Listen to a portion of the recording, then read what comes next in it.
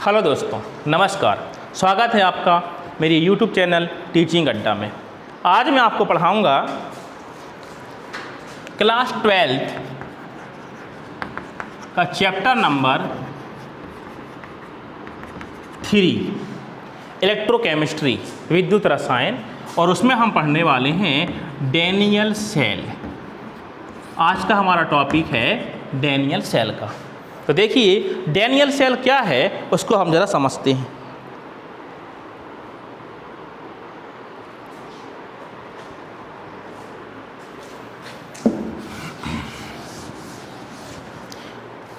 देखिए इसके पहले जो हमने पढ़े थे चैप्टर नंबर 2 में पराशरण वगैरह वो आपने कर चुके हो, कंप्लीट हो चुका है। चलिए अब पहले ये समझना कि आपने देखा होगा 11th और 10th में हमने पढ़ा है सेल। सेल का मतलब क्या होता है, जनरली हम निकालते हैं कि एक कोई पात्र है और उसमें एक एनोड है और एक कैथोड है और किसी न किसी विद्युत अवघट्ट में वो डूबे हुए हैं, जिसको हम बोलते हैं सेल। क्लियर है। आज हम देख रहे हैं डैनियल सेल। डैनियल सेल हमारा इस प्रकार का सेल नहीं होगा, ध्यान रखना। तो देखिए डैनियल सेल क्या होता है, आप चाहो तो मेरे शब्दों को सुनते हुए अपने नोट्स भी बना सकते हो, है ना। वो यूट्यूब वीडियो बार बार देखकर भी आप अपने नोट्स बना लेना। तो डैनियल सेल हम स्टार्ट करते हैं। डैनियल सेल दो प्रकार के अर्ध सेलों से मिलकर बना होता है। दो अर्ध सेल।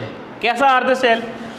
अर्ध मतलब एक पात्र है उसमें एक इलेक्ट्रोड, फिर दूसरा पात्र है उसमें एक इलेक्ट्रोड, तो जे एक अर्ध सेल हो गया, जे भी अर्ध सेल हो गया। तो डैनियल सेल दो अर्ध सेलों से मिलकर बना होता है। क्लियर हुआ कि नहीं हुआ? तो इसको अब हम देखिए डायग्राम बना रहा हूं मैं और समझते भी जाइए। तो ये हो गया हमारा पहला अर्ध सेल और ये हो गया हमारा दूसरा अर्ध सेल। पहले अर्ध सेल में जिंक की छड़, ये जो आपको रॉड दिख रही है, ये जो इलेक्ट्रोड है, ये काय का है? जिंक का। पहले अर्ध सेल में जिंक की छड़ जिंक सल्फेट के विलयन में डूबी रहती है। तो ये काय में डिप है बेटा? ये है जिंक सल्फेट के विलयन में। दूसरे अर्ध सेल में, ये दूसरा अर्ध सेल है, दूसरे अर्ध सेल में कॉपर की छड़, काय की छड़? कॉपर की छड़ कॉपर सल्फेट के विलयन में डूबी है। तो ये डूबी है कॉपर सल्फेट के विलयन में, मतलब जिस धातु की छड़ है उसी का विलयन है। यहाँ पर भी कॉपर की छड़ है तो कॉपर सल्फेट का विलयन है। क्लियर है? अच्छा, ये हमारे अर्ध सेल है, ये भी एक अर्ध सेल है, ये भी एक अर्ध सेल है, क्योंकि डैनियल सेल कैसे मिलकर बना होता है? दो अर्ध सेलों से मिलकर बना होता है। दोनों अर्ध सेलों को हम आपस में एक कुंजी, जिसको हम बोलते हैं की कुंजी, और एक वोल्टामीटर के द्वारा जोड़ देते हैं। ये जोड़ दी हमने। तो ये हमारी क्या है? कुंजी, जिसको हम बोलते हैं अंग्रेजी में क्या? की। और ये हमारा क्या है? वोल्टामीटर। क्या है? वोल्टामीटर। हिंदी में भी उसको वोल्टामीटर बोलेंगे, अंग्रेजी में वोल्टामीटर है। कुंजी, इसको की लिख लेना है आप, ठीक है। दोनों अर्ध सेलों को हम एक लवण सेतु के माध्यम से जोड़ देते हैं। क्या होता है लवण सेतु? सेतु मतलब होता है ब्रिज। ब्रिज देखे हो आपने? ब्रिज क्या होता है? मान लो हमारी कोई नदी है, ये नदी हमारी, ये नदी प्रवाहित हो रही है, तो इस छोर से लेके इस छोर तक हम क्या बनाते हैं? एक ब्रिज बना देते हैं, नहीं बनाते? तो ये दोनों एंड को जोड़ देता है, उसको हम बोलते हैं ब्रिज। तो यहाँ पर हम क्या लगाएंगे? एक ब्रिज को हिंदी में क्या बोलते हैं? सेतु। क्या बोलते हैं? सेतु। तो अब दोनों अर्ध सेलों को हम एक यू आकार की कांच की नली से जोड़ देते हैं। यू आकार मतलब ऐसा भी यू कहलाएगा और ऐसा भी यू कहलाएगा। तो यू आकार की कांच की नली से जोड़ देते हैं। ये हमारा लवण सेतु है। ये लवण सेतु क्या है? लवण सेतु एक यू आकार कांच की नली है, जिसमें क्या भरा होता है? जिसमें अगार अगार या KCl का विलयन भरा होता है। ये हमारा हो गया लवण सेतु, और इसमें क्या भरा हुआ है? KCl का विलयन। ये तो ये है हमारा वर्णन। तो कैसा वर्णन है डैनियल सेल? बताइए आप। डैनियल से आप चाहो तो लिख सकते हो बाद में इसको। डैनियल सेल दो प्रकार के अर्ध सेलों से मिलकर बना होता है। अर्ध सेल है, ये एक अर्ध सेल और ये भी एक अर्ध सेल है। पहले अर्ध सेल में जिंक की क्षण जिंक सल्फेट के विलयन में डूबी है, दूसरे अर्ध सेल में कॉपर की क्षण कॉपर सल्फेट के विलयन में डूबी हुई है। दोनों अर्ध सेलों को एक कुंजी और एक वोल्टामीटर की सहायता से जोड़ देते हैं, है ऊपर की तरफ। दोनों अर्ध सेलों के बीच में एक लवण सेतु होता है। लवण सेतु क्या है? लवण सेतु एक कांच की यू आकार की नली है। आप कोई भी एक ग्लास रॉड लीजिए और उसको जिस तरफ से आपको मोड़ना है वहाँ गर्म कर दीजिए। मान लो आपके पास में ये रॉड है ऐसी, और आपको यहाँ से उसको बेंड करना है, झुकाना है, तो आप इस पोर्शन क्या करोगे बेटा? गरम करोगे। जैसे ही ये पोर्शन गरम होगा और आप उसको ऐसे धीरे धीरे ऐसा बेंड करते जाओगे तो ये भाग क्या होगा? हमारा झुक जाएगा। ऐसे ऐसे बनती हैं ये नली, इसको हम बना भी सकते हैं, ठीक है। तो देखिए लवण सेतु हमारी क्या है? कांच की है। कैसी है? ए आकार की, बी आकार की, यू आकार की। यू आकार की नली होती है जिसमें क्या भरा होता है? KCl का विलयन। अच्छा, इसमें ना यहाँ पर ऐसी जेली लगा देते हैं हम, जेली, ऐसी जेली लगा देते हैं। अभी बताएंगे इसका यूज़ क्या होता है लवण सेतु का। अब देखना इसके कार्य देखते हैं। आप इसका सिस्टम शुरू होता है डैनियल सेल का।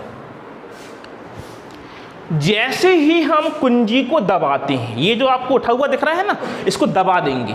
जैसे ही कुंजी को दबाते हैं मतलब ये जो हमारा सिस्टम है ये इसमें टच हो जाता है। जैसे ही कुंजी को दबाते हैं सेल का परिपथ पूर्ण हो जाता है। ये जो परिपथ है इसका पाथ वो कंप्लीट हो जाता है। जैसे ही कुंजी को दबाते हैं सेल का परिपथ पूर्ण हो जाता है। और क्या होता है? और ये होता है कि जिंक से, ये जिंक वाली जो रॉड है, यहाँ से इलेक्ट्रॉन से निकल कर, क्या लिखोगे? इलेक्ट्रॉन निकल कर कॉपर की ओर गमन करते हैं। जिंक से इलेक्ट्रॉन निकलते हैं, जहाँ से इलेक्ट्रॉन निकलते हैं ना उसमें कौन सी क्रिया होती है? उसमें होती है ऑक्सीकरण की। कौन सी क्रिया होती है? ऑक्सीकरण की। जिंक से इलेक्ट्रॉन निकलते हैं अर्थात उसमें ऑक्सीकरण की क्रिया होती है। और ऑक्सीकरण हमेशा किस में होता है? हमेशा ऑक्सीकरण एनोड में होता है। और इलेक्ट्रॉन निकल रहे हैं, इलेक्ट्रॉन में चार्ज कौन सा है? माइनस का। अर्थात ये जो हमारा इलेक्ट्रोड है वो भी कौन से चार्ज वाला है? माइनस चार्ज वाला। कंफ्यूज नहीं होना, क्योंकि अभी तक हम जितनी भी सेल पढ़े हैं उसमें क्या है? एनोड धन, कैथोड ऋण। यहाँ उल्टा है। उल्टा किस लिए हुआ? क्योंकि जैसे ही हमने यहाँ से कुंजी को दबाए इलेक्ट्रॉन हमारा निकलना शुरू हो गए। इलेक्ट्रॉन हमारे कहाँ जा रहे हैं? जिंक से किस तरफ जा रहे हैं? कॉपर की ओर जा रहे हैं। जिंक से इलेक्ट्रॉन निकल रहे हैं। इलेक्ट्रॉन निकलना मतलब कौन सी क्रिया? ऑक्सीकरण। और ऑक्सीकरण किस में होता है? हमेशा एनोड में। इसलिए, और चार्ज माइनस का क्यों आया? क्योंकि इलेक्ट्रॉन में चार्ज कौन सा है? माइनस का। अगर मान लो हम यहाँ प्लस चार्ज लगा दें तो इलेक्ट्रॉन निकलेंगे क्या? नहीं निकलेंगे। क्यों? क्योंकि वो तो अट्रैक्ट हो जाएंगे, वहीं रुक जाएंगे। इलेक्ट्रॉन निकल रहा है मतलब चार्ज कौन सा है? माइनस का।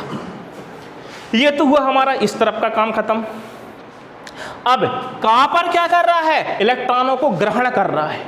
इलेक्ट्रॉनों क्या कर रहा है? ग्रहण कर रहा है। ग्रहण कर रहा है मतलब कौन सी क्रिया हो रही है? अपचयन। इलेक्ट्रॉनों को जो ग्रहण करता है वहां कौन सी क्रिया होती है? अपचयन। और अपचयन हमेशा कहाँ होता है? कैथोड में। तो यहाँ लिख दी हमने कैथोड। और इलेक्ट्रॉन आ रहे हैं ऋण वाले तो उसमें चार्ज कौन सा होगा? प्लस का चार्ज होगा। ऑक्सीकरण को इंग्लिश में बोलते हैं ऑक्सीडेशन, अपचयन को बोलते हैं रिडक्शन। क्लियर है? अच्छा, अब देखिए यहां से इलेक्ट्रॉन कंटिन्यू निकल रहे हैं। क्लियर है? एक समय ऐसा आएगा कि यहाँ से इलेक्ट्रॉन पूरे निकल जाएंगे तो यहाँ इलेक्ट्रॉन खाली, मतलब 5-6 मिनट के बाद हमारी रासायनिक अभिक्रिया बंद। तो रासायनिक जो रिएक्शन चल रही है, केमिकल रिएक्शन चल रही है, वो कंटिन्यू चलती रहे, उसके लिए हमने क्या लगाए हैं? लवण सेतु। अभी लवण सेतु देखो, अब इसके कार्य आ रहे हैं। कार्य क्या आ रहा है? इसमें भरा हुआ है KCl। इलेक्ट्रॉन यहाँ से पूरे निकल गए, ऋण वाले पूरे यहाँ से चले गए, तो यहाँ किसका ढेर लग गया? धन का। यहाँ पर क्या हो गया? धन ही धन हो गए। और यहाँ इलेक्ट्रॉन आ रहे हैं मतलब कौन आ रहे हैं? ऋण वाले आ रहे हैं, मतलब यहाँ धन वाले हो गए बहुत सारे, यहाँ ऋण वाले हो गए। कुछ समय पश्चात हमारी रिएक्शन स्टॉप।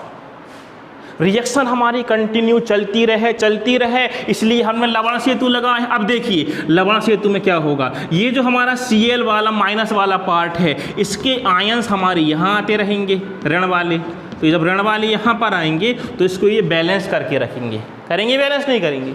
और ये जो पोटेशियम हमारा प्लस वाला है इस तरफ मूव करेगा, तो यहाँ पर ऋण वाला है तो पोटेशियम हमारा K प्लस वाला है, ये इसको बैलेंस करेगा। तो लवण सेतु क्या करता है, लवण सेतु डैनियल सेल को उदासीन न्यूट्रल बना के रखता है, क्लियर है। और यहाँ कंटिन्यू हमारे आयन आते रहते हैं, इस तरफ से इलेक्ट्रॉन निकलते हैं। तो विद्युत ऊर्जा जो होती है हमारी इलेक्ट्रिसिटी, विद्युत ऊर्जा, वो कहाँ से कहाँ मूव करती है, वो करती है कैथोड से एनोड की ओर। और इस पूरे प्रक्रम के दौरान हमें 1.1 वोल्ट की एनर्जी प्राप्त होती है। ये है हमारा डैनियल सेल। इसकी रिएक्शन भी हम देख सकते हैं, कैसी रिएक्शन, कि हमारे पास में रिएक्शन कौन कौन सी हो रही है। एक हो रही है ऑक्सीकरण, ऑक्सीडेशन, दूसरी हो रही क्या, अपचयन। तो देखिए किसका हुआ ऑक्सीडेशन, जिंक का। तो कैसा होगा, इसको ऐसा लिख लो, थोड़ा साफ कर दे रहा हूँ ज़रा मैं यहाँ पर रिएक्शन करने के लिए। तो देखिए, तो ये हमारा क्या है, एनोड। तो यहाँ लिखिए अपन ने एनोड, ऑक्सीकरण हो रहा है ना एनोड में, जिंक, ऑक्सीकरण में इलेक्ट्रॉन निकल गए तो Zn+2, और ये इलेक्ट्रॉन, इन्हें कौन कर रहा है एक्सेप्ट इलेक्ट्रॉनों को, कॉपर। मतलब वो किस स्टेट में, कहाँ पर है, कैथोड में लिखो। तो यहाँ लिखो Cu+2, इन्हें यहाँ लिख दीजिए, तो ये ग्रहण करेगा, तो ये बन गया हमारा Cu। देखिए जिंक हमारा इस समय यहाँ पर कोई चार्ज नहीं है, लेकिन यहाँ +2 हो गया, मतलब क्या हुआ, ऑक्सीडेशन। तो यहाँ हो जाएगा हमारा क्या, ऑक्सीडेशन। और इसमें ऑलरेडी +2 चार्ज है, इसने इलेक्ट्रॉन को गेन किया, मतलब कौन सी रिएक्शन हो गई, अपचयन, मतलब रिडक्शन। ये अपचयन हो गया। कंप्लीट रिएक्शन क्या आएगी हमारी, ये कट, इसको लिखो Zn+, इसको लिखिए Cu+2, फिर लिखिए Zn+2, इसके बाद हमारा ये कॉपर। तो ये हमारी संपूर्ण रिएक्शन है।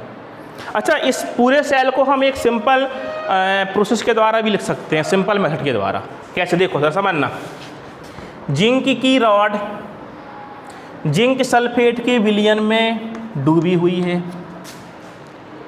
कॉपर की रॉड कॉपर सल्फेट की विलयन में डूबी है, डिप है, बीच में क्या है, लवण सेतु, क्लियर। ये जिंक रॉड कैसी है, सॉलिड, तो S, ये क्या है S, ये क्या है, सॉल्यूशन है AQ, और ये होता है कितना M, 1 मोलर तक का होता है। ये क्या, कैसा कार्य कर रहा है, एनोड की भांति। ये कैसा काम कर रहा है, कैथोड की भांति। इसमें कौन सी रिएक्शन हो रही है, ऑक्सीडेशन। इसमें कौन सी रिएक्शन हो रही है, रिडक्शन। तो ये शॉर्ट रूप में भी इसको हम ऐसा लिख सकते हैं।